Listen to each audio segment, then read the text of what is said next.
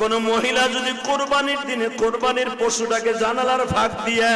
তাকায়া তাকায়া দেখে আর ইসমাইলের কথা ভাবে, আমি আমার ওই মাদেরকে বলবো, মা হাজেরা সন্তানদের সাজাইয়া স্বামীর হাতে জবাই দিতে দিছে, আর তোমার স্বামীর হাতে যখন পশুটা জবাই দিয়ে তেল মালিশ করে দিবা, এই পশুটাই দিয়া বলবে, ও জাতির পিতা ইব্রাহিম, সুন্নাত আবিকুম ইব্রাহিম,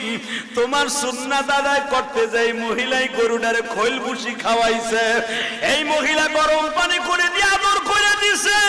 এই মহিলা দারোয়ানকে বলছে, গেটম্যানকে বলছে গরুটারে সুন্দর করে গোসল করা।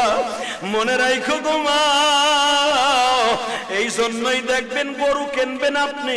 গরুটার তদারকি দিয়া দিবেন আপনার বিবির আন্ডারে। আপনার বিবি যদি এই গরুটারে তেল মালিশ করে দেয়, গরম পানি করিয়া দেয়, একটু আদর করে দাও গো মা,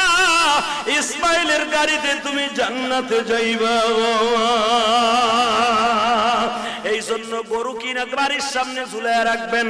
বাড়ির সামনে বাইন্দা রাখবেন, আপনি নিজের হাতে আদর করবেন, এটারে শ্যাম্পু দিয়ে গোসল করাবেন,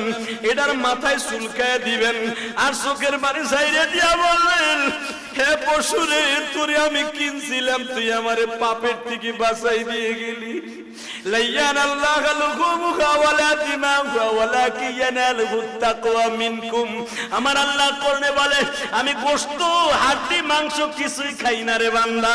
আমি তোর অন্তরের দিকে তাকাই, পশুর দিকে তাকায় যখন তোর চোখের পানি পড়ে, তোর পশুটা তো আইসা আমার কাছে বলবে, মালিক রে,